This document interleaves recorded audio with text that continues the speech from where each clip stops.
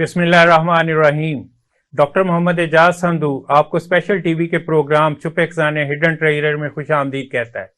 नाजरीन, जैसा कि आप जानते हैं कि बजट आने वाला और बजट के रेफरेंस से मुख्तलिफ इस वक्त बातें हो रही हैं।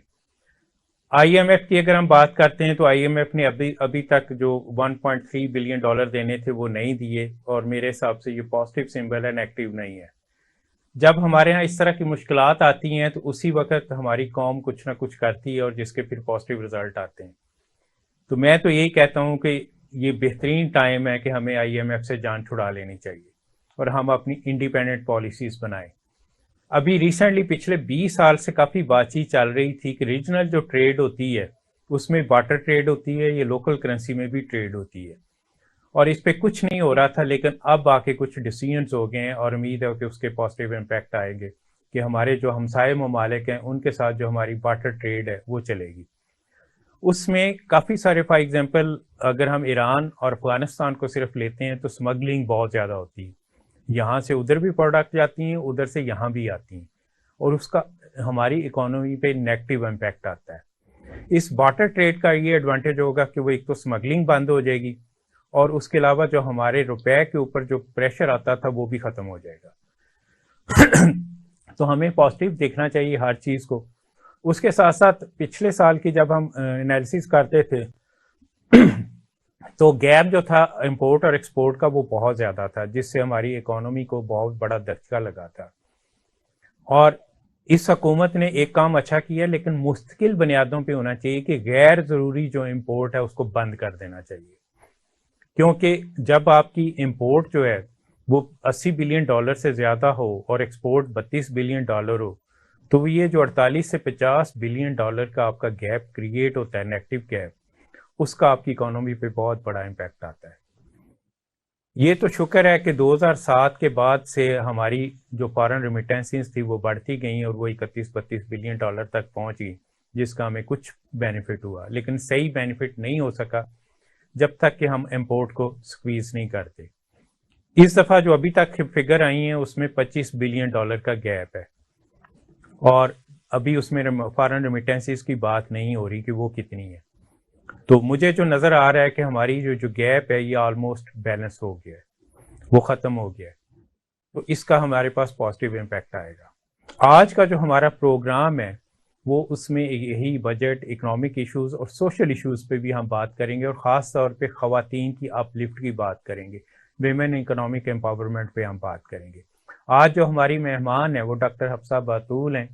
जो डेवलपमेंट इकोनॉमिस्ट हैं लाहौर कॉलेज विमेन यूनिवर्सिटी की, और उसके साथ साथ वो हेड है इंटरनेशनल रिसोर्स सेंटर वहाँ पे। हम आपको खुशामदीद कहते हैं अपने प्रोग्राम में। डॉक्टर साहब, आपका बहुत बहुत शुक्रिया टाइम निकालने का। तो आप as development economist current situation को किस तरह देख रहे हैं? जी, बहुत शुक्रिया डॉक्टर साहब आपका मुझे यहाँ दावत देने का और इस मौजू पर बात करने का भी। तो मैं ये देखती हूँ कि जैसे कुछ पॉइंट्स आपने शुरू में हाईलाइट किए कि ये जो IMF का प्रोग्राम जो 9th रिव्यू है, अगर ये हमारा कंप्लीट नहीं हो पाता तो ब्लेसिंग इन डिस्गाइज्ड इसमें हमारे लिए है यकीनन। और ऐसे टफ हालात में हम कोई सस्टेनेबल पॉलिसी बनाने में कामयाब हो जाते हैं, क्योंकि हमारी ये जो डिपेंडेंस है फॉरेन असिस्टेंस पे, ये एज अ मेडिसिन के बजाय एज अ फूड जो है, जो एक प्रैक्टिस प्रीवियसली हम देख रहे हैं कि इसको हम एज अ मेडिसिन के बजाय एज अ फूड कर रहे हैं, और जिसकी वजह से आज हम इस स्टेज पर पहुंच गए हैं कि उसके बगैर जो है वो हमारी इकोनॉमी की सर्वाइवल जो है वो मुश्किल हो जाती है, और हम सस्टेनेबल वे में इकोनॉमी को जो है वो मूव ओवर नहीं कर पाते। तो ये भी एक बहुत अच्छी बात है कि अगर ये नहीं होता और हम डोमेस्टिक इश्यूज पे, डोमेस्टिक पॉलिसीज ऐसी बनाने में कामयाब हो जाती, जिसमें सबसे बड़ी एक जो एमनेस्टी जिसकी हम बात करते हैं कि जो लोकल हम एमनेस्टी स्कीम अनाउंस करें, और जो डॉलर्स हमारे पास लोकल लोगों के पास मौजूद हैं, घरों में पड़े हुए हैं, उन्हें मार्केट में लाने के लिए जो है वो उसके लिए इजी पॉलिसी, जैसे बायोमेट्रिक पहले है तो अगर उससे अवॉइड किया जाए, यानी उसको इजी पॉलिसी जो है वो अडॉप्ट की जाए, ताकि वो डॉलर्स जो कि जिसके बेनिफिट जी और उनको बल्कि बेनिफिट भी दिया जाए। और उम्मीद ये की जाती है कि वो 12 अरब डॉलर तक भी 10 से 12 अरब डॉलर तक डॉलर्स पड़े हुए हैं हमारे पास, और अगर हम उनको निकाल के लाते हैं तो हमें IMF के प्रोग्राम की तरफ इंशाल्लाह जाने की जरूरत भी महसूस नहीं होगी, और मुस्तकबिल में भी ये चीज जो है वो हमारे लिए बहुत ज्यादा फायदेमंद साबित हो सकती है। दूसरी चीज, ये जो आपने बहुत अहम बात की कि ये जो करेंसी स्वैप एग्रीमेंट है कि हम करेंसी स्वैप एग्रीमेंट की तरफ जाते हैं कि हम जो है वो जो रीजनल ट्रेड है हमारी, अगर हम इसको बार्टर करते हैं, स्पेशली हम अफगानिस्तान के साथ और ईरान के साथ, जहां पर हमारे जो है वो स्मगलिंग का इशू ज्यादा होता है, या इस तरह से हमारी करेंसी पर प्रेशर कम पड़ेगा और फॉरेन एक्सचेंज रेट जो इस वक्त हमारा बहुत हाई है, जिसके अल्टीमेट इफेक्ट्स जो है इन्फ्लेशन और बहुत सारी सूरतों में अवाम को और लोगों को भुगतने पड़ते हैं, तो वो भी कम हो जाएगा। तो जो रीजनल ट्रेड है उसमें हम लोकल करेंसी की तरफ चले जाएं, मतलब कि चाइना के साथ भी हमारी जो ट्रेड है वो अगर बार्टर हो या फिर हम उसको वही करेंसी स्वैप एग्रीमेंट मुझे याद पड़ता है 3-4 साल पहले चाइना के साथ हुआ था कि लोकल करेंसी में ट्रेड होगी, लेकिन उसके बाद उसकी कोई खबर नहीं आई कि वो इम्प्लीमेंट भी हुआ कि नहीं हुआ।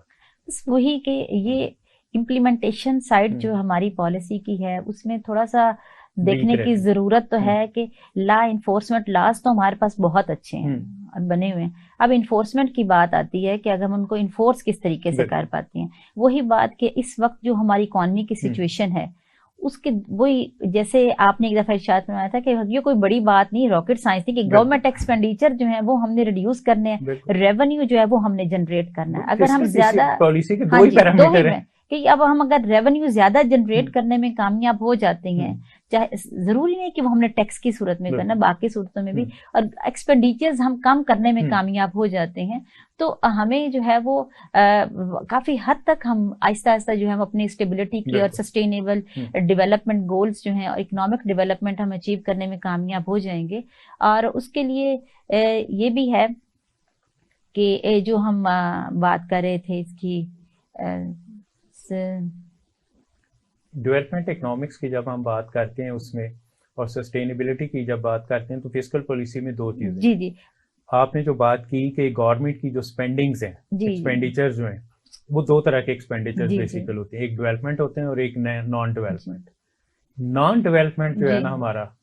बिल्कुल, जिसकी प्रोटोकॉल एक्सपेंडिचर्स खास तौर पर हम कहेंगे कि जो फ्री सर्विसेज है ना, जैसे बड़ी तकलीफ होती है, मेरे जानने वाले हैं और वो वापडा में कोई उनका कोई बहुत बड़ा ओहदा भी नहीं है, तो उनके घरों में जो बिजली के चूल्हे हैं इतनी बेदर्दी के साथ इस्तेमाल हो रहे होते हैं, एयर कंडीशन बहुत ज्यादा मिस यूज हो रहा था। तो ये जो फ्री सर्विस वाला चक्कर है, खास तौर पर हम वो जिनके लिए हम क्राइसिस फेस कर, एनर्जी क्राइसिस हम फेस कर रहे हैं, तो उसमें हम पेट्रोल जो फ्री देते हैं, जो हम फ्री बिजली देते हैं, ये जो फ्री के अखराजात हैं, इसको तो एटलीस्ट फौरी तौर पर विड्रॉ कर लेना चाहिए। और एक आम गरीब इंसान बेसिकली वो यही होते हैं, जी बिल्कुल ऐसे कि इसको तो फौरी तौर पर जो है ना हमें विड्रॉ कर लेना चाहिए। और चंद एक पॉलिसीज पर हम कॉन्स्टेंटली अगर करते हैं अमल, तो मेरा ख्याल है कि हम अपनी इकॉनमी को कोई इतना मतलब इतना हमें कोई वक्त नहीं लगेगा कि हम अपनी इकॉनमी को इंशाल्लाह स्टेबल करने में कामयाब हो जाएंगे। इसके साथ साथ एक और बात जो है जो कि मैं बहुत ज्यादा जरूरी समझती हूँ वो है चार्टर ऑफ इकॉनमी की, कि उस पर भी मैं हमेशा बात करती हूँ कि चार्टर ऑफ इकॉनमी जो है वो साइन होना चाहिए, कि पॉलिटिकल इंस्टेबिलिटी हो या पॉलिटिकल पार्टीज जो हैं वो आए या जाएं, लेकिन एक हमारे सर्टेन गोल्स डिफाइंड होने चाहिए और वो हमारे जो इकोनॉमिक डेवलपमेंट के पैरामीटर्स हैं उनके ऊपर हमें इतनी दिल जमी के साथ, इतनी सख्ती के साथ उस पर अमल पैरा होना चाहिए ताकि हमारी ये जो अनसर्टेनिटी जो बिजनेस कम्युनिटी है वो भी सेटिस्फाई रहे कि अचानक ये जो हमारी मार्केट्स क्रैश कर जाती हैं, थोड़ी सी पॉलिटिकल अनसर्टेनिटी आती है तो मार्केट्स जो हैं वो क्रैश कर जाती हैं हमारी, और उसके साथ ही एकदम बिजनेस कॉन्फिडेंस लेवल डाउन हो जाता है। मार्केट में आपको लगेगा कि लोगों ने इन्वेस्टमेंट विड्रॉज जो है विड्रॉल करना शुरू कर देती हैं, FDI जो है फॉरेन डायरेक्ट इन्वेस्टमेंट फौरी तौर पर इन्फ्लुएंस होना शुरू हो जाती है। तो उस फौरी तौर पर जो आफ्टर इफेक्ट्स आती हैं, अगर एक प्रॉपर शॉक्स आते हैं, तो ये जो शॉक्स तो उसमें अगर हम चार्टर ऑफ इकॉनमी साइन करते हैं प्रॉपर और उसके अंदर वो बाकायदा सारे स्टेक होल्डर्स की कलेक्टिव विजडम यूटिलाइज करके चार्टर ऑफ इकॉनमी जो है वो बनाया जाए और उसको प्रॉपर तरीके से इम्प्लीमेंट किया जाए, फिर मेरा ख्याल ये है कि पॉलिटिकल इंस्टेबिलिटी हमारी इकॉनमी को उस तरीके से हर्ट नहीं कर पाएगी जैसे कि अब हमारे यहाँ होता है, और इसकी जरूरत भी बहुत ज्यादा है। अच्छा, मैं जो चार्टर ऑफ इकोनॉमी की आपने बात की तो 2010 में लाहौर चैम्बर में मैं एज अ डायरेक्टर रिसर्च था और इसमें हमने बहुत काम किया था और एक हमने बुक भी उस वक्त पब्लिश की थी, जर्नी टू प्रॉस्पेरिटी बाय 2030। तो उसमें उस वक्त तक पाकिस्तान बनने से लेकर तब तक का हमने कंप्लीट एनालिसिस किया था। एक तो हमने ये देखा था कि 60s में पाकिस्तान बहुत अच्छी तरक्की कर रहा था, एशियन टाइगर था, बिल्कुल, और फिर कुछ पॉलिसीज का प्रॉब्लम आया। फिर इसी तरह अगर हम देखते हैं नून लीग की 2-3 हुकूमतें, हर हुकूमत में उनकी पॉलिसीज में डिफरेंस नजर आया। पीपल्स पार्टी की भी इसी तरह देखते हैं, तो डिसकंटिन्यूटी ऑफ जो पॉलिसी है उसने सबसे ज्यादा नुकसान पहुंचाया। तो जो आप चार्टर ऑफ इकोनॉमी की बात कर रही हैं कि तमाम पार्टीज को मिलके एक चार्टर ऑफ इकोनॉमी पे एग्री करना चाहिए, जो भी हुकूमत आए वो इन चीजों को नहीं छेड़ेगी। बिल्कुल ऐसे ही है। कुछ सर्टन नेशनल डिजायर्ड गोल्स होते हैं, जैसे अभी तो इंटरनेशनली डिफाइंड जो सस्टेनेबल डेवलपमेंट गोल्स हैं उस पर तो इंटरनेशनली सबके ऊपर, जैसे 2030 हमारे लिए एक टारगेट है कि हमने वो गोल्स अचीव करने हैं, तो हम उन्हीं को ही अगर देख लें तो सारे इसी तरह के गोल्स हैं कि हम इकोनॉमी को एक सस्टेनेबल वे में, हम इन्वायरमेंटली भी, सोशली भी, इकोनॉमिकली भी हम बैलेंस और सस्टेनेबल वे में हम अपनी इकोनॉमी को इस तरह से लेके जाएं कि ये चीजें हम मतलब अपनी प्रोग्रेस जो है वो अपनी मेंटेन रख सकें। हम अपनी फ्यूचर जनरेशन को, जो कमिंग जनरेशन है, उनको अपनी इकोनॉमी इन्वायरमेंटली भी, सोशली भी, इकोनॉमिकली भी ऐसे हैंड ओवर करके हम यहाँ से जाएं कि मतलब वो भी इसको स्मूथली जो है वो रन करें और आगे जो प्रोग्रेस का जो सफर है, प्रॉस्पेरिटी का सफर है वो जारी रहे। लेकिन ये जो हमारी जो इम्बैलेंस्ड है, अनबैलेंस्ड है हमारी इकोनॉमी, कि हमारा जो मतलब डेवलपमेंट जो है वो सस्टेनेबल नहीं होती, तो इसकी वजह से जो है वो हमारी फ्यूचर जनरेशन जो है वो बहुत ज्यादा डिप्रेस है। वो इतनी ज्यादा डिप्रेस है कि उनको यूं लगता है कि हमारा फ्यूचर नहीं है यहाँ पे, और वो ब्रेन का इशू हम फेस कर रहे हैं। पहले किसी जमाने में जैसे लेबर तबका यहाँ से जाया करता था, अब इतने हाईली क्वालिफाइड लोग जो हैं वो इकोनॉमी से जब मूव कर जाते हैं तो वो एक बहुत बड़ा लॉस है। उसके लिए बड़ा दुख होता है कि उनके लिए यहाँ पर उस तरह से अपॉर्चुनिटीज भी अवेलेबल नहीं है। तो इसलिए इसको भी सोचना चाहिए। बाकी जैसे आपने पार्टीज की बात की, तो पार्टीज, पॉलिटिकल पार्टीज भी हों चार्टर ऑफ इकोनॉमी में, लेकिन मेरी ये ख्वाहिश यार होना भी चाहिए कि एकेडेमिया को क्यों इन्वॉल्व नहीं किया जाता। तमाम स्टेक होल्डर्स बेसिकली, जी, तमाम स्टेक होल्डर्स में एकेडेमिया, जिसमें आर्मी भी शामिल, जी, सारे स्टेक होल्डर्स की जो कलेक्टिव विजडम है डेफिनेटली, जुडिशरी, हाँ जी बिल्कुल, एजुकेशन सेक्टर, जी, आर्मी और तमाम पॉलिटिकल पार्टीज, बिल्कुल बिजनेस कम्युनिटी भी, बिजनेस कम्युनिटी भी, जी, तमाम चैम्बर्स भी हों उसमें, इनको ऑनबोर्ड करके एक प्रेफर्ड गोल्स जो हैं वो डिसाइड किए जाएं कि ये हमारी जो हमारा वे फॉरवर्ड है हमारे प्रॉब्लम्स का, वो ये है, इस पर कंसेंसस डेवलप हो और उसके बाद जो है वो एक पॉलिसी बनाई जाए और उस पॉलिसी के ऊपर जो है वो अमल किया जाए, ताकि हम अपने मसाइल को हल कर सकें। कि हम प्रॉब्लम्स तो हर वक्त सुनते हैं, हाल ये है कि हम तो इकोनॉमिस्ट हैं, आम बच्चे से भी पूछेंगे तो आपको बताएगा कि हाई इन्फ्लेशन रेट है, डॉलर बहुत ऊपर चला गया है, करेंसी हमारी बहुत डीवैल्यू हो गई है, अनएम्प्लॉयमेंट बहुत ज्यादा है। तो ये सारे इश्यूज फिंगर टिप्स पे हैं, पॉलिटिकल इंस्टेबिलिटी है, ये इश्यूज हैं, ये इश्यूज हैं, ये तो ये सारे मसाइल का तो सबको पता है। लेकिन अब इन मसाइल के हल के लिए जो है वो बाकायदा जो है ना इम्प्लीमेंटेशन चार्टर ऑफ इकोनॉमी की वो होनी चाहिए उस पर। जैसे भी चैम्बर ने 31 को शायद करवानी भी थी चार्टर ऑफ इकोनॉमी पे कॉन्फ्रेंस, तो हमने ये रिक्वेस्ट की थी कि एकेडेमिया को भी इन्वॉल्व किया जाना चाहिए, हमें भी ऑन बोर्ड जो है वो लाजमी लेना चाहिए। यूनिवर्सिटी स्कॉलर्स खास तौर पर जो है उनको ऑन बोर्ड लेना चाहिए चार्टर ऑफ इकोनॉमी के ऊपर ना, कोई भी कंसेंसस डेवलप करने के लिए। आपने ठीक कहा। आपने इन्फ्लेशन की बात की, तो मॉनेटरी पॉलिसी जो फिस्कल पॉलिसी का एक पैरामीटर्स जो मॉनिटर करती है और उस पर फिर फर्दर वो उसको इम्प्लीमेंट करने के पॉइंट ऑफ व्यू से देखती है कि इन्फ्लेशन को कैसे कंट्रोल करना है। तो हमारे अनफॉर्चुनेटली अगेन वही है, जब हम फिस्कल पॉलिसी की बात करते हैं तो मॉनेटरी पॉलिसी में हम सिर्फ एक टूल यूज करते हैं जी, और वो ये होता है कि हम जो है इंटरेस्ट रेट बढ़ा, जबकि उसका जो सेकंड मोस्ट इम्पॉर्टेंट टूल है कि हम अपने नॉन डेवलपमेंट एक्सपेंडिचर्स को कम करें, उस तरफ हम नहीं आते। और हम ये नहीं सोचते कि इंटरेस्ट रेट जो हम बढ़ाते हैं उसके नेगेटिव इम्पैक्ट इकोनॉमी पे कौन कौन से आते हैं। और सबसे बड़ा आपका जो इम्पैक्ट आता है कि आपकी कॉस्ट ऑफ डूइंग बिजनेस जो है वो हाई हो जाता है, आपकी प्राइवेट सेक्टर में इन्वेस्टमेंट ऑलमोस्ट जीरो हो जाती है। ऐसे ही है। अगर आज प्राइम मिनिस्टर साहब टर्की गए हैं, प्रेसिडेंट उनके जो दोबारा से ओथ लेना उसके लिए, टर्की को हम देखते हैं तो 2002 से ऑनवर्ड 2002 में उनकी वही सिचुएशन थी जो आज पाकिस्तान की, और उसके बाद अर्दवान ने आके वहाँ पे काफ़ी काम किया। और उसका बेसिक एक मोटो था, प्राइवेट लेड ग्रोथ, कि गवर्नमेंट का काम सिर्फ फैसिलिटेटर का है, इसके अलावा नहीं, और प्राइवेट लेड ग्रोथ होनी चाहिए। प्राइवेट सेक्टर को उसने प्रमोट किया और टर्की कहाँ का कहाँ पहुंच गया।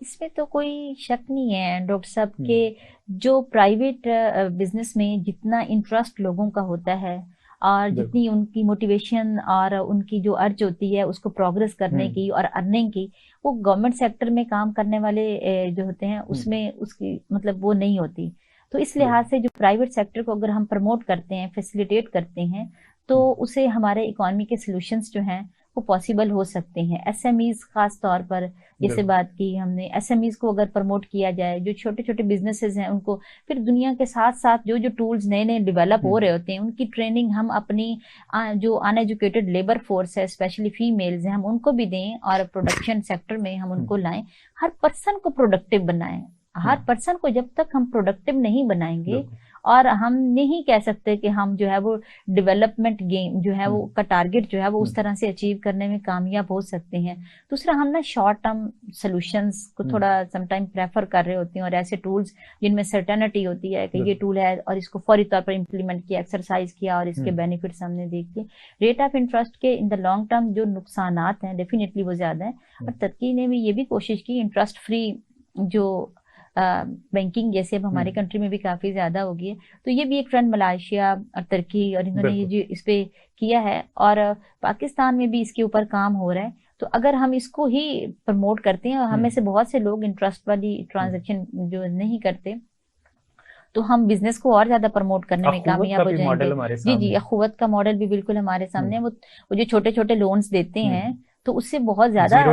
जीरो इंटरेस्ट रेट पे 50,000 तक भी देते हैं कि छोटे छोटे जो भी लोग काम करना चाहते हैं उनको प्रोवाइड किए जाते हैं। तो इसी तरह का मॉडल डेवलप किया जा सकता है और उसको इम्प्लीमेंट किया जा सकता है, और हम वो उस तरीके से जो है वो बिजनेस एक्टिविटीज जब तक हम प्रमोट नहीं करेंगे, इनकम जनरेशन के जब तक हम सोर्सेज नहीं बनाएंगे, जब तक हम प्रोडक्टिव कैपेसिटी नहीं बढ़ाएंगे, हम अपने जो ये जो विशियस साइकिल्स हमारे पास इस वक्त, पहले तो विशियस बाहर नहीं निकलेंगे। हम विशियस साइकिल ऑफ पॉवर्टी की बात करें या vicious cycle of political instability की बात करें, विशियस साइकिल जो हमारा मतलब डेट सर्विसिंग की सूरत में है, हम उसकी बात करें, यानी ये सारी जो चीजें हैं इनसे हम उस वक्त तक नहीं बाहर आ सकते। बल्कि इवन की बाहर कुछ कंट्रीज में, जैसे अफ्रीकन कंट्रीज हैं, उनकी मार्केट में हमारी प्रोडक्ट्स की बहुत डिमांड है। तो कुछ कंट्रीज ऐसे हैं कि हम क्वालिटी स्टैंडर्ड्स नहीं मीट कर पाते, लेकिन जो है अगर हम उन कंट्रीज की तरफ हमारी एक्सपोर्ट्स का रुझान बढ़ाया जाए जहां पर इतने क्वालिटी स्टैंडर्ड जी डाइवर्सिफिकेशन भी हो, और फिर हम वो जिनमें हमें कंपैरेटिव एडवांटेज हासिल है जिन प्रोडक्ट्स में, फिर उस रीजन को टारगेट करके वहां पर हमारी बिजनेस कम्युनिटी के भी तो इश्यूज हैं। मैं तो अंदर रहा भी हूँ, वो सिर्फ अमेरिका और यूरोप जाना चाहते हैं और कहीं जाना ही नहीं चाहते। नहीं, आजकल तो देखें जैसे हमारे लॉर्ड चैम्बर ऑफ कॉमर्स के जो सीनियर वाइस प्रेसिडेंट हैं जफर महमूद साहब, तो वो साउथ अफ्रीकन, हाँ जी, तो वो कहते हैं अफ्रीका में मिट्टी भी बिकती है, पाकिस्तानी मिट्टी भी बिकती है, तो वहाँ इतनी कैपेसिटी है पाकिस्तानी प्रोडक्ट्स की सेल होने की। इसी तरह बहुत सारे और कंट्रीज हैं, मस्कत है, इधर उधर पाकिस्तान की जो फूड आइटम्स हैं, अचार है, बाकी चीजें, उनकी एक्सपोर्ट का जब हम ओवरऑल एनालिसिस करते हैं तो नंबर 1 पे अमेरिका है, नंबर 2 पे यूरोप हमारा आता है, नंबर 3 पे यूएई आता है, नंबर 4 पे चाइना आता है। उसमें अफ्रीकन कंट्री कहीं नहीं नजर आती। तो देखिए हमें इन्हीं चीजों पर तो हमें काम करने की जरूरत है कि बाकायदा जो है वो पॉलिसीज बनाई जाए। और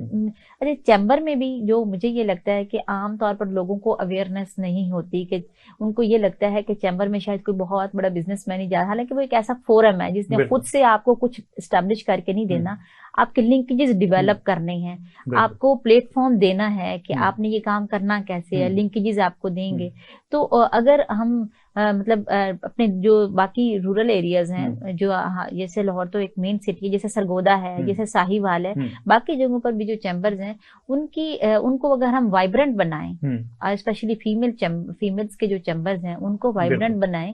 तो उससे भी मुझे लगता है कि बहुत ज्यादा सारा इफेक्ट आ सकता है। बल्कि मैं अक्सर का देखती हूँ कि भाई इतनी ज्यादा मतलब female labour force participation rate हमारा जो है वो इतना कम है, ना होने के 22%, 21%, और हम हाफ ऑफ द पॉपुलेशन है, हम 50% पॉपुलेशन है। तो हम कैसे सस्टेनेबल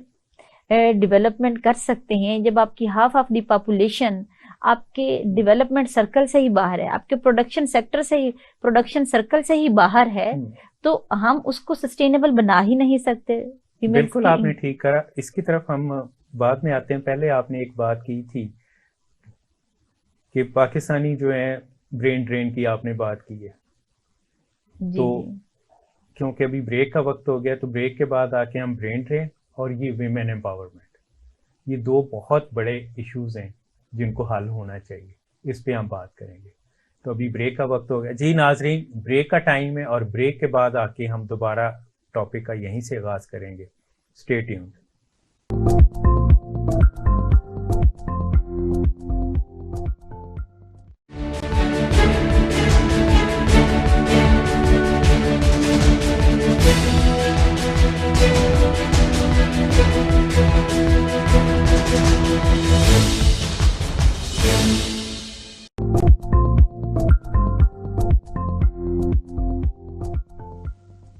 वेलकम बैक जी। डॉक्टर साहब, ब्रेन ड्रेन पे आप बात कर रही थी, तो पहले पाकिस्तानी लेबर क्लास बाहर जाती थी, और ख़ास तौर पे यूएई, सऊदी अरब वगैरह में, और यूरोप में भी ज़्यादातर लेबर क्लास ही जाती थी। तो लेबर क्लास की अर्निंग बड़ी कम होती थी। जब से ये HEC बना 2002 के बाद और BS 4 ईयर प्रोग्राम स्टार्ट हुए, तो उसके बाद से हमारी एजुकेटेड क्लास ने बाहर जाना शुरू कर दिया। तो मैं अक्सर ये बात करता हूँ कि 2007 में हमारी $1 बिलियन की रिमिटेंस थी, मोर देन $7 बिलियन की FDI थी, और उसके बाद FDI वेरी नेक्स्ट ईयर 2008 में $1.5 बिलियन पे आ गई, रिमिटेंस 2 पे चली गई, और फिर बढ़ते बढ़ते लास्ट ईयर $32 बिलियन पे चली गई रिमिटेंसेस। तो ये जो हमारी एजुकेटेड क्लास जो बाहर गई है, उसका हमें एडवांटेज मिला है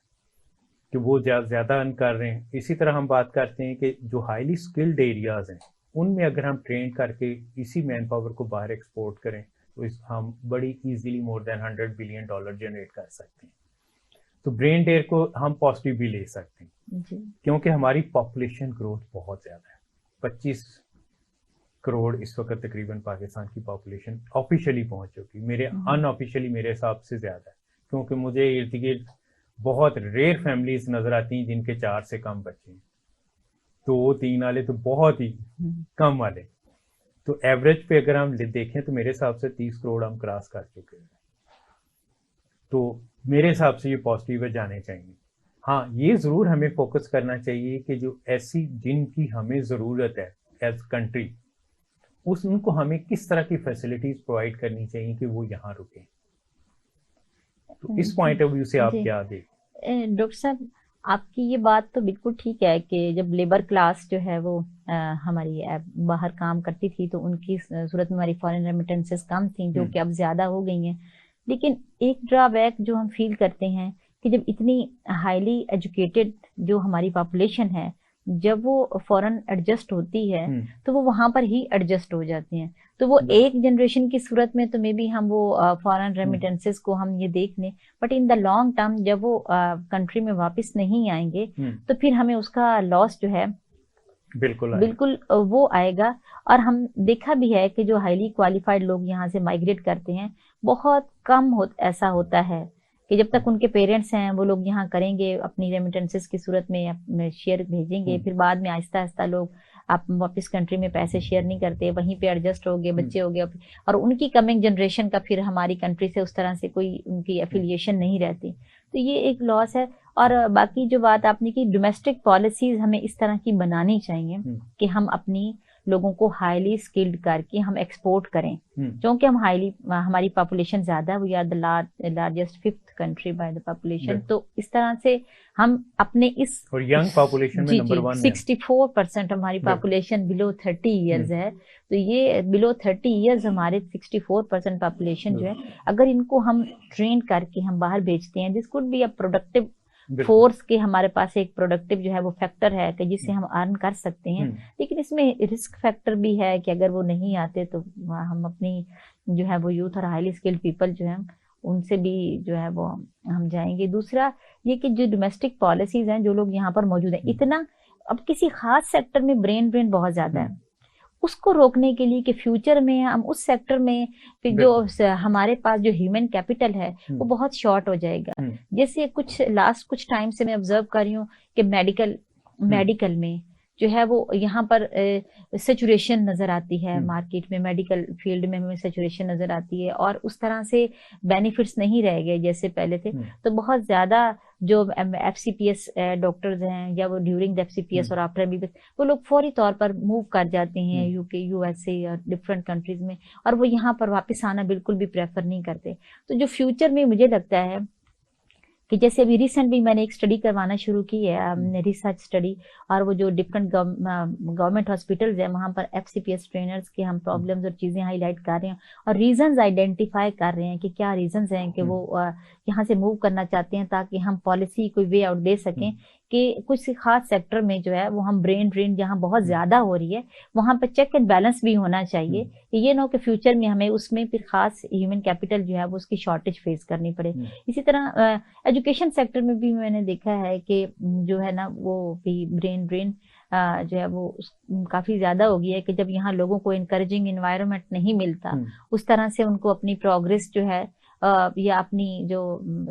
डेवलपमेंट या आप उसको कहेंगे प्रमोशंस जो हैं वो नहीं मिलती, तो फिर वो प्रेफर करते हैं कि वो यहाँ से जो है वो चले जाएं। सबसे ज्यादा फायदे में तो आपको पता है ब्यूरोक्रेट्स, उनकी जो प्रमोशंस और ये सारी चीजें ही फायदे में रहती हैं, उनका पूरा सिस्टम मौजूद है। बाकी एजुकेशन सेक्टर में खासतौर पर ये HEC को इस सिलसिले में भी देखना चाहिए कि पैरेलल 2 सिस्टम बल्कि 3 सिस्टम चल रहे हैं। HD के तहत जो लोग हैं उनका भी प्रमोशन सिस्टम है, जो TTS पर हैं उनका भी एक प्रमोशन सिस्टम है, लेकिन जो BPS पर हैं उनका कोई प्रमोशन सिस्टम नहीं है, उनके लिए कोई टाइम स्केल प्रमोशन नहीं है। तो एट द सेम टाइम जबकि BPS वाले जो हैं वो भी उसी तरह से पैरेलल अगर वो एफर्ट कर रहे हैं आप उसी तरीके से ग्रो करें, लेकिन ये जो सर्विस स्ट्रक्चर जो है ना इसमें जो डिस्क्रिमिनेशंस हैं ये भी बहुत हर्ट करती हैं, जो रीजंस बनती हैं ब्रेन ड्रेन की, और हम जो है उससे जो है वो हमें इस सिलसिले में भी कोई पॉलिसीज देखनी चाहिए। बिल्कुल आपने ठीक कहा कि पॉलिसीज हमारा मेजर इशू है। मैं ये कहता हूँ पॉलिसीज इतना बड़ा इशू नहीं रहा जितना इम्प्लीमेंटेशन। बिल्कुल इसमें तो कोई पाकिस्तान की पॉलिसीज को कोरिया ने कॉपी किया, सिंगापुर ने, मलेशिया, इंडोनेशिया, बेशुमार कंट्रीज ने पाकिस्तान की पॉलिसीज को जस्ट कॉपी करके वो तरक्की कर गए। तो दैट मीन कि पॉलिसीज तो हम प्रोड्यूस करते हैं, लेकिन कुछ एरियाज में हमारी पॉलिसीज के इश्यूज रहे हैं। जैसे अभी हम ब्रेन ड्रेन के पॉइंट ऑफ व्यू से बात कर रहे हैं, मैं जब फ्रांस पढ़ने के लिए गया था तो मेरे साथ इंडियंस भी थे, हम मल्टीनेशनल क्लास थी। जब इंडियन वापस जाने लगे तो मैंने उनसे पूछा कि यहाँ से क्या लेके जा रहे हो, तो उन्होंने बताया कि इंडिया वापस जाते वक्त बैन है कि गोल्ड और डॉलर इन 2 चीज़ों के अलावा कुछ वापस नहीं लेके जा सकते। तो ये उनकी बड़ी अच्छी पॉलिसी थी जिसकी वजह से उन्होंने तरक्की की कि उनके रिजर्व इसी बेस पे, आपकी रिजर्व गोल्ड और डॉलर 2 ही पे होते हैं। तो हमारे यहाँ क्या था कि हम बचपन से देख रहे थे जो सऊदी अरब, दुबई जाता था अप्लायंसेस लेकर आते हैं और उसका क्या इम्पैक्ट पड़ता जी, एक जंग क्रिएट हो जाता जी। हमारा टेक्सटाइल सेक्टर इतना डेवलप्ड है, फिर भी कपड़े भी लाने हैं और ऐसी चीजें भी लानी है जिसका कोई फायदा। अच्छा, इसमें ये बात आपकी बिल्कुल ठीक है कि ये जो पाकिस्तानी प्रोडक्ट्स है ना इनके साथ जो है वो एसोसिएशन या लव जिसको कहें कि मोहब्बत डेवलप करना के भी हम प्राउड फील करें कि हम अपनी प्रोडक्ट्स को यूज करें, ताकि हम इनकरेज करें ऐसी चीजों को। हमारे यानी कि जैसे हमने पिछले साल Lahore college for women university में जब हमारे ये क्राइसिस थे तो हमने खास तौर पर अपने बच्चों में ये मुहिम चलाई थी कि लव विद पाकिस्तानी प्रोडक्ट्स, कि be Pakistani and love with Pakistani products. तो हम कि आप प्राउड फील किया करें जब आप पाकिस्तानी प्रोडक्ट्स यूज करते हैं। और हम हर बच्चे को हमने ये चीज समझाई कि आप जब दुकानदार के पास जाएं और वो आगे से इस आपको इम्प्रेस करने के लिए अगर ये स्टेटमेंट पास करे कि दिस इज इम्पोर्टेड एंड ये पाकिस्तान की नहीं है, ये imported, you have to discourage that. और आपने उसको इनकरेज नहीं करना, आपने बताना है कि पाकिस्तान में भी यही चीजें हमारे कंट्री से बाहर से होकर बाहर की स्टैंप लग के आ जाए तो वो हमारे लिए ऑनरेबल है। तो हम एज अ नेशन जो कॉन्फिडेंस बिल्डिंग है ना यूथ की, वो भी बहुत इंपॉर्टेंट है। और उसमें हम Lahore college for women university में पूरी कोशिश करते हैं कि हम अपनी यूथ में कॉन्फिडेंस बिल्डिंग करें। अभी रिसेंटली भी जैसे कि बहुत सारे इकोनॉमिक इश्यूज भी हैं और हम जैसे कि इकोनॉमिस्ट हैं तो हम अपने बच्चों को ये चीज समझाते हैं कि आप अपने डोमेन में रहकर काम करें और उसी चीज पर फोकस करते हुए जो है वो आप अपना यानी कि टैलेंट को बेहतरीन तरीके से यूटिलाइज करें। और हमारे बहुत सारे बच्चे जैसे कि ये हमने काफी ट्रेनिंग्स भी अपनी यूनिवर्सिटी में करवाई हैं डिजिटल लिटरेसी स्किल्स की, अमेज़न की और मतलब डिफरेंट बच्चों को, और वो ये मतलब ऑनलाइन सर्विसेज भी वो प्रोवाइड करते हैं, राइटअप के भी डिफरेंट भी, और इस तरीके से वो अपनी 50,000 काफी स्टूडेंट्स हमारे जो हम कहते हैं कि हम 50,000 के लगभग जो है वो अर्न भी कर लेते हैं और इस तरीके से वो कर रहे हैं। तो मतलब उनमें कॉन्फिडेंस, इकोनॉमिक एक्टिविटी यानी कि हम अपनी यूथ को कॉन्फिडेंस प्रोवाइड करें और उन्हें वे फॉरवर्ड दिखाएं। वो डिप्रेस हो गए हैं कि ऑल द टाइम जब हम इश्यूज की बात करते हैं all the time we talk about the problems, तो वो मतलब वो ये नहीं चाहते पॉजिटिव वे में हम अपने यूथ को यूटिलाइज करें। और सबके पास मोबाइल फोन्स होते हैं, ऑनलाइन क्लासेस जूम पे हमारी मीटिंग्स और इस सिलसिले में बच्चों को चाहिए होते हैं और उनके पास होते भी हैं, तो हम उन्हें पॉजिटिव एक्टिविटीज की ट्रेनिंग्स में इंगेज करके और हम उनको एक पॉजिटिव फ्यूचर की तरफ ले जाएं। और साथ में ये भी कि as a nation confidence build करना कि हम खुद को अंडर एस्टिमेट ना करें ताकि दूसरे भी हमें अंडर एस्टिमेट ना करें। तो ये भी बहुत जरूरी है हमारे यूथ में जो है ना, ये होना चाहिए एज अ नेशन। मैंने देखा है कि इंडिया में भी मतलब हम देखते हैं कि वो लोग भी इस चीज पर बड़ा फोकस करते हैं कि एज अ नेशन भी हम प्राउड फील करें। अल्हम्दुलिल्लाह हम किसी तौर पर भी किसी से भी कमतर नहीं है, लेकिन यह है कि हमारी यूथ को एक होप देना और उनको कॉन्फिडेंस देना वो इस वक्त वो बहुत ज्यादा जरूरी है, ताकि उनको ये ना लगे कि हमारी इकॉनमी खुदा न खास्ता, ऐसी कोई बात नहीं है कि हमारी इकॉनमी सरवाइव नहीं कर सकती या हम किसी ऐसी पोजीशन में हैं कि हम सरवाइव नहीं कर। जिस वक्त भी हमने पॉलिसी को राइट डायरेक्शन में इम्प्लीमेंट करना स्टार्ट कर दिया और हमारे ठीक करने की जरूरत और उस वक्त जो है वो खुद ब खुद ही हमारी इकॉनमी जो है वो ठीक होना शुरू हो जाएगी। अच्छा डॉक्टर साहब, आपने बी पाकिस्तानी बाय पाकिस्तानी की बात की, मैं बड़ा इंटरेस्टिंग वाकया आपके साथ शेयर करता हूँ कि यूरोप में एक नुमाइश थी, उसमें पाकिस्तान का स्टॉल था, लाहौर चैम्बर ने लगाया हुआ था और उसका टाइटल यही था बी पाकिस्तानी बाय पाकिस्तानी। तो चैम्बर का प्रेसिडेंट खुद खड़ा हुआ था, एक अंग्रेज आया उनके पास, उसने मुख्तलिफ चीज़ों का पूछने के बाद उसने कहा कि तुम्हें यहाँ नहीं खड़ा होना चाहिए। प्रेसिडेंट ने कहा वो क्यों? कहता तुमने जो कुछ पहना हुआ है इनमें से कोई एक चीज़ पाकिस्तानी है? अब प्रेसिडेंट थोड़ी देर बाद परेशान हो गया, वाकई उसने जितने जो ड्रेस पहना हुआ था, शूज, कोई भी पाकिस्तानी नहीं थी प्रोडक्ट। और उस अंग्रेज ने कहा मैंने लारेंसपुर का सूट पहना हुआ, ये मेरे बाटा के शूज हैं, मैंने जो कुछ पहना हुआ सारा पाकिस्तान का, तुम यहाँ से हटो, मैं यहाँ खड़ा हूँ। तो प्रॉब्लम यही आती है कि हम as a role model basically अपने आप को उस तरह प्रेजेंट नहीं कर पाते जैसा करना चाहिए। बिल्कुल ऐसे ही है, इस मामले में तो मैं आपसे इत्तेफाक करती हूँ और उसके लिए जरूरी है कि हम एज अ रोल मॉडल जो है अपने स्टूडेंट्स के सामने या अपने यूथ के सामने चीजें प्रेजेंट भी करें। और वो जो फोबिया है हमारी क्लास में कि हमारी प्रोडक्ट्स अच्छी नहीं है या हम अच्छा प्रोड्यूस नहीं करते या हम एज अ नेशन हम कोई हमें बिल्कुल डाउन है, ये वाली चीज हम अपनी यूथ में से निकालेंगे तो इंशाल्लाह मुझे उम्मीद है कि हम बिल्कुल भी मायूस नहीं है। बिल्कुल। और दूसरा आपने विमेन एम्पावरमेंट की बात की थी। विमेन एम्पावरमेंट के पॉइंट ऑफ व्यू से अगेन 2010 में जब हमने रिसर्च की थी तो उस वक्त 11% कंट्रीब्यूशन थी टूवर्ड्स इकोनॉमिक एक्टिविटी, जिसमें इवन घरों में मेड हैं वो भी शामिल थी। उसके बाद से कुछ बेहतर हालात होना शुरू हुए और अब 22% पे हैं, यानी कि आप एवरेज लगा लें कि 1% पर एनम हमने कंट्रीब्यूशन टूवर्ड्स विमेन एक्टिविटी की है, लेकिन अभी भी बहुत कम है। लेकिन दूसरी तरफ पॉजिटिव पॉइंट ऑफ व्यू से मैं ये देखता हूँ, लाहौर से बाहर जब मैं निकलता हूँ तो मैं देखता हूँ कि एजुकेशन सेक्टर में मोर देन 70% फीमेल होती है। एक्टिविटीज़ में भी मुख्तलिफ जो है फीमेल ज़्यादा पार्टिसिपेट करती हैं। एग्रीकल्चर सेक्टर को आप ले लें तो एग्रीकल्चर सेक्टर में कंट्रीब्यूशन उनकी मोर देन 70% है,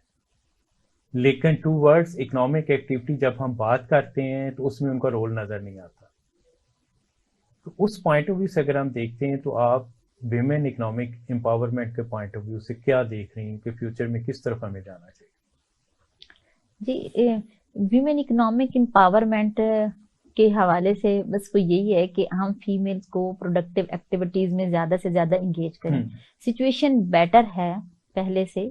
और हम जो जैसे कि नेशनल लेवल पे भी पॉलिसीज और इंटरनेशनल लेवल पर भी पॉलिसीज जो हैं हम उस बेहतरी की तरफ जा रहे हैं, और इंशाल्लाह हमें उम्मीद है कि हम 2050 तक, नेक्स्ट फ्यू ईयर्स तक हम काफी इंशाल्लाह बेहतर पोजीशन में मैं देखती हूँ कि हम चले जाएंगे। एक्चुअली पैरामीटर्स पर भी डिपेंड करता है जब हम एम्पावरमेंट की बात करते हैं ना, तो क्योंकि ये कॉन्टेक्स्ट स्पेसिफिक फिनोमेना होता है